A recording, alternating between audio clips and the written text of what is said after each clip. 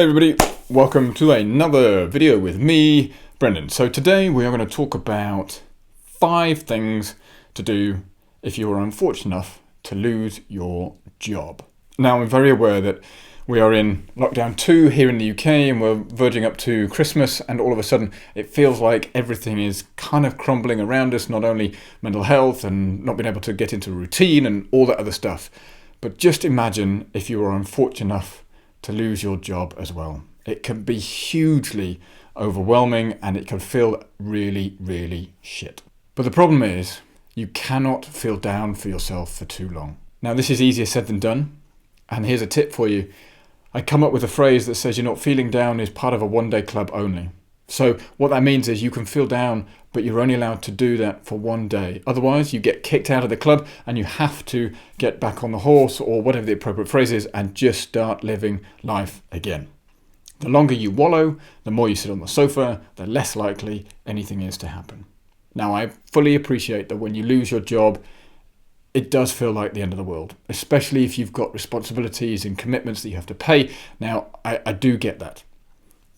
But also, it is entirely up to you. It's really easy to let our emotions run wild with us should you lose your job. Now, I'm here to say that there are 5 things to do should you lose your job. So let's just cut the crap and dive straight into it. Number 1, acknowledge your emotions and then move on. We're going to go through a range of emotions. It's going to be anger, frustration, annoyance. God, I don't know, everything from beating yourself up to feeling down to depression to ambition, maybe less of that if you just lost your job. But the point is, you're going to go through a range of them. Recognize them all. These emotions are normal. It's how you respond to a situation, and how you respond is going to be specific to each of one of you. But make sure that you do acknowledge it, because it is a normal scenario to go through. Once you've recognized the emotions, one of the best things to do is to find a support group. If there's a number of you that have been made redundant or lost your job together, club together, speak to each other, talk to each other around how you're feeling. What is it that you're going to do next? Conversely, have a look, are there any other support groups online and other friends and colleagues that you could speak to that could help you get through this troublesome period? The worry is that when your emotions start taking over and influencing more and more of your feelings, and you can get into this circle of doubt, so you think you're not good enough, then you're not good enough, that makes you feel like you're worthless, and if you're worthless it gives you depression, and if you're depressed it means that you don't want to do anything, and all of a sudden you just go into this self-fulfilling spiral. That is not the purpose. Yes, it is a shit situation, but you need to acknowledge your emotions and then move on. Number 2, sounds a bit counterintuitive, but tell everyone, including people you don't know. The chances are our esteem is probably taken a hit if we lose our job. It knocks us back. The confidence that we have, unless you're superhuman, you are going to have a moment of doubt, and you're going to feel like you've just been attacked, and your confidence is going to be down, and it's going to play on your mind. Sounds counterintuitive, but if you tell people that you don't know that you are now looking for new opportunities, it means that you're having those conversations and you're open to new opportunities. You'll also get support from people, because certainly 2020 has taught us that anything is possible and expect the unexpected. But if you talk to people and explain how you're looking for new opportunities, I firmly believe the moment you stop having these conversations is when you are one step away from making a breakthrough. I've seen it myself. Back when I had a bit of a career break, I would talk to people, and I firmly believe the moment that I stopped meeting people for coffee, my blood pressure would probably do better, but it was the moment that I would miss that opportunity. The one time that you don't have that conversation is the one opportunity that you were looking for. Fundamentally, you're not going to get any opportunities from sat on the sofa. It just doesn't work that way. You need to dust yourself off, proverbially, and get out there and start speaking to people. It is slightly counterintuitive, because nobody wants to tell anybody else that they've lost their job, especially when it feels a bit like an attack on them. But why not put yourself out there? Other people can help you and get back into the working life. You might not even know about it. This is where the power of the network comes in, and LinkedIn is one of those wonderful, wonderful social networks. Not sure all social networks are wonderful, but how do you create opportunities for other people? I'm all about paying things forward. So if anybody is looking for a job and thinks that I can help, please do get in touch. I don't know whether I can, but this is how it works. Number 3 is all around getting your finances in order and create a budget. If you don't have a budget at the moment, it's probably a good idea to do so. But if you've lost your job, having a really good understanding of what your monthly outgoings are and what your monthly incomings are, if you have anything outside of your job, is so important. What you don't want to be doing is all of a sudden having to pay for things that you could strip back on. You know what? Those daily coffees, probably just rein it in a little bit. The eating out, why don't you treat yourself to a take-in Nando's? Nando's is a lovely place to go and eat, but you could easily create it yourself for a fraction of the cost. If you want to learn, go to the library. I mean, man alive, I went to the library the other day. I'd forgotten how good it was. These things are so interesting because there's everything there. It's up to you to then determine what you want to do. Rather than paying for that yoga class at the studio, why not do it online for a bit?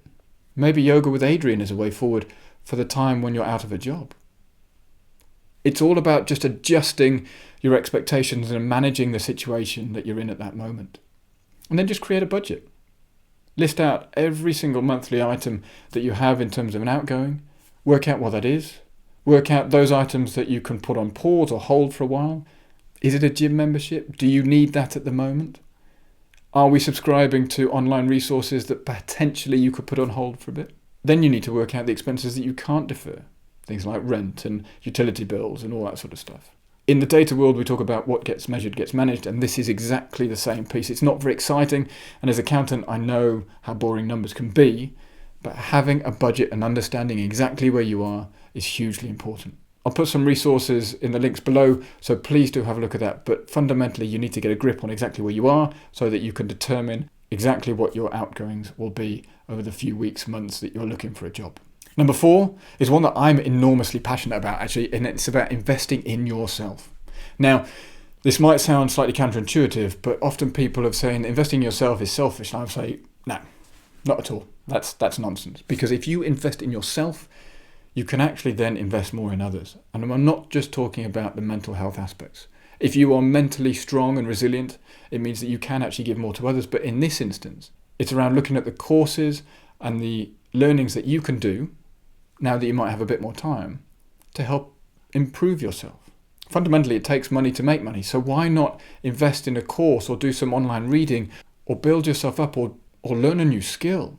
Because if you can afford it, those online classes will pay dividends in the future. Obviously, pick the right one. Don't pick a crocheting course if you're an accountant and you need to work in the financial services space, because there might not be a lot of crossover. Conversely, if you want to go into creating an online crochet store, then you know what, crack on. That might be it for you. But just think around those courses and those skills that you could learn that help make you more employable, but also make you more resilient in the future. I think as we go forward, being able to rely less and less on a monthly salary is going to be so important because the world is ever changing. What are those courses and skills that you can learn? How can you create a residual income? What are the things that you could potentially sell on a recurring basis? Could you create a store on Etsy? Can you do some writing and help create a blog and then maybe write for some publications? Could you do some online coaching? Could you help somebody through a particularly busy period? Are you a life coach? Can you support somebody? What are the things that you could do? If in doubt, have a look on places like Udemy, Teachable, Skillshare. These are all resources that enable you to learn for a pretty reasonable cost and sometimes for free. Don't just sit there. There's nothing worse than sitting there feeling sorry for yourself, because yes, I am sorry that you may have lost your job, but I'm not sorry if you're going to sit there and do nothing. And listen, I fully appreciate that's a bit harsh but fair, but what do you expect me to say? You are responsible for your actions. Please don't sit there and wallow. Number 5, prepare your narrative. What that means is you need to be honest but professional in how you articulate your story. Because the story will fit together. What you are looking to do and what you have done needs to flow, and I'm sure it does. But this is also an opportunity to then pivot and change and maybe alter the direction of travel for you and your career. Looking back from the job that you've just left, was it right for you? Is this the change and the impetus that you're looking for then to go and do something different? I don't know. But you need to be honest and professional in how you articulate the story from here and from here onwards. You've got to practice it and practice it a lot. People can tell when either you're just making it up as you go along, or you're a bit uncertain around the details, or you're just not very confident on what you're saying. The story that you portray and the narrative that you give is going to determine whether somebody else is going to buy into what you're saying and hopefully open up an opportunity to you. Each time something like this happens, it's an opportunity to change. Now, yes, it is a shit situation. But if something changes, you have the opportunity to do something about it. It's a bit like if you're stuck in a really crap situation and you say, yes, I'm going to do something and make a change, you hope that it's going to be good. It doesn't always work out that way, but if you say, yes, something will change, good, bad, or indifferent. If you say no, nothing changes. You are resigned to staying exactly where you are, and you only have yourself to blame. So think about it. Using this as an opportunity to pivot, to change, to do something new, this is your opportunity. Yes, you will find it difficult, and I'm sure people will tell you it can't be done, but it can be done. It's up to you to make it happen. One word of caution, it's never very helpful to slag off the place that you've just come from, even if you do feel hard done by. You never know when something is going to come back, and karma can be a bit of a bitch, but fundamentally, it's just not very professional and it's just not right. Acknowledge that companies are going through tough times and things have to change, and that's life. So if you are unfortunate enough to lose a job, work out how you're going to turn this from a negative into a positive and use it as an opportunity to change. But please don't do it on your own, because it's hard. Find a support network, message in the comments below, and let's see if we can create an opportunity for you moving forward.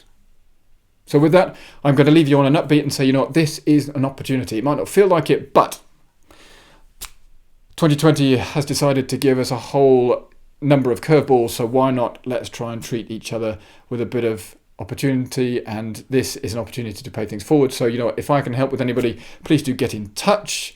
And with that, my name is Brendan. As you know, please do push the like button, and I hope you have subscribed. Write a comment below, tell me whether I'm talking nonsense or not, and if any of these have worked for you. But with that, I will see you in the next video.